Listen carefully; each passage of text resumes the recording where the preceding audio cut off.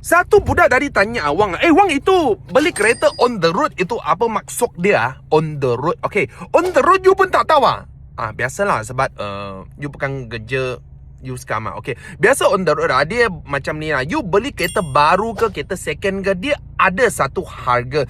Mungkin you survey dekat market dia orang letak itu harga semua yang tidak masuk on the road punya. So itu kereta harga body saja, okay? Harga body. So, you beli kereta, you mesti mau Puspakom, potong nama, Rotex, insurans, processing fee, nenek punya nasi lemak, dia punya pekerja, gaji, semua kita kena masukkan lah, okay? So, biasa macam ni lah. Example, sekarang you cari satu kereta dekat dalam online, dia orang letak 30,000 kan. So, 30,000 dia cakap, ini harga body saja, belum masuk on the road. Kalau mau siap on the road okay, nak pergi jalan-jalan okay, nak siap semua barang lah, siap semua, dia kena tambah mungkin 30,000 boleh cari 34,000 lah.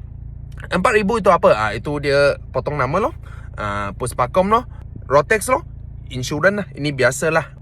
Kalau Puspakom berapa? Kalau Puspakom RM35 lah, okay. Tapi tak ada orang pergi Puspakom sendiri punya, mesti panggil runner pergi punya. Runner dia orang charge ada 100.5, ada 300.5, tengok dia punya servis lah, okay. Macam Ramly Burger lah, ada orang jual murah, ada orang jual mahal lah. So, itu tukar nama berapa? Tukar nama kalau owner lama dengan owner baru sekali pergi JBJ buat thumbprint saja. JBJ ambil 100 sajalah. Tapi kita biasa pun tak ada buat macam ni sebab itu supplier dia supply itu kereta kasih kita dari mana kita pun tak confirm sangat. So, dia tak boleh dengan you pergi buat thumbprint sama-sama punya, okay. Biasa kita akan pakai satu mesin lah, e-auto mesin. Ini yang use car biasa dengan MyEG lah. So maksud dia kita boleh thumbprint, potong nama dekat online loh, tak payah pergi JBJ Beratur lah. So itu biasa dia orang charge kita lah 200.5 lah. Tengok lah, semua depends kan, use car semua tak sama punya. So Rotex insurance tak boleh buat apa loh, itu tak boleh untung punya biasa, okay. Kita boleh tambah satu service charge 50-100 ringgit sajalah. Processing fee yang dulu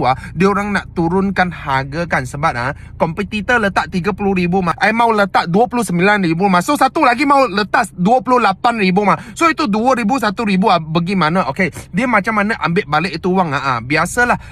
Dia buka harga body 28,000, so nanti I tambah 2,000 processing fee, so itu wang sudah balik loh. Ini macam lah dia orang pakai tetik.